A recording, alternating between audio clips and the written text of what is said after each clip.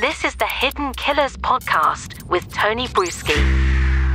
Well, a man accused of stalking his second wife while out on bond for murder of his first wife is what we're talking about today. Kind of a crazy statement to make. Out on bond for murder trial of first wife.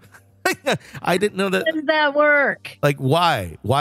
Who said this is a good idea of letting him go out into the world that he's already being accused of being a horrible member of? It's a horrible story. David Glen Swift, he's 55. He's awaiting trial in Tennessee for the murder of his first wife. He's behind bars again in Alabama for stalking his second wife. The arrest was made by deputies with the Jefferson County Sheriff's Office after they discovered Swift's relentless pursuit of his ex-wife. The charges against Swift is one count of stalking in the first degree, and law enforcement officials in Jefferson County claim he had been persistently tailing his ex-wife in various locations, including parking outside her home during late night and early morning hours. Detectives were able to gather location information and evidence of the stalking, and the victim was reportedly unaware of the extent of the surveillance that she had been under. According to court records, Swift's second wife had recently finalized her long-sought divorce from him, a process that began in June of 2022 and concluded in March. Swift alleged stalking came to light shortly after his divorce was finalized. The case takes an even darker turn when considering the pending murder trial of David Swift. In August of 2022, Swift was arrested while leaving his divorce attorney's office on charges related to the disappearance and murder of his first wife, Karen Swift. The 44-year-old mother of four vanished in October of 2011 after leaving a Halloween party. Her body was found nearly 6 weeks later in a cemetery near their home. The cause of death was determined to be blunt force trauma to the head with signs of assault and multiple fractures. Investigators took nearly 11 years to take over the murder case.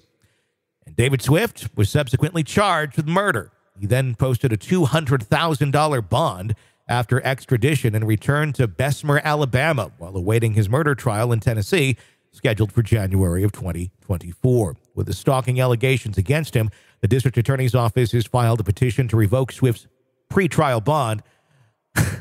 Just think if you... we got to file a petition to do that. It just doesn't happen. That box just doesn't automatically check. And I can't check this. Yeah, because we're using common sense. You don't have the option of it. A hearing on this matter set for later in August.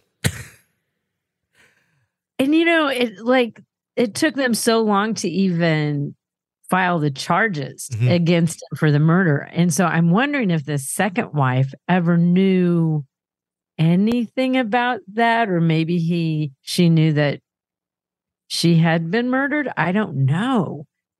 But could you imagine? It's like you're married to this guy, then you find out he's been arrested for murder of his first wife. No. I don't even, I can't even. No. I can't wrap my brain around that. Like, how would you react to that? Well, and then know that he's stalking you. Yeah. So my guess is he would have done to her what he did to his first wife. Stalkers don't just kind of create it in a vacuum. They don't get tired of it. No, they're relentless. It's a lifestyle, if you will. I mean, someone who does that. So right. Someone who does that. It's not, you're not the unique victim that he's decided to stalk this week or this year or this month. This is something that they always have done and they always will do. It very much comes out of extreme insecurity. And then it just can get very weird and bizarre after that. But this is something where if you ever are with somebody or have any sort of inkling that they have stalked other people, or they come out to you and express stalking-like behavior, like maybe they'll call it something else. I was just checking up on this, and then she got so upset at me. Well, what were you checking on at 1:30 in the morning when you're driving by the house slowly, listening to Peter Gabriel holding a boombox outside her window. But if that ever comes out. My point being, run for your life, because that's not going to be changed. It's not going to be outgrown. that's who they are. Mm-hmm. And this is really interesting to me with this particular case, because frequently as a woman, because I have been stalked before, Mm-hmm. and not saying it just happens to women, it happens to men too. But a lot of times you can go to the police and you can report something and they're like, nobody's been hurt, nothing we can do. But this case is interesting because it makes me think that the police were following him. Yeah. She was unaware of the extent of the stalking, but they knew it. Mm-hmm. So maybe they were like, my guess is the divorce was contentious. It drug out way longer than it should have.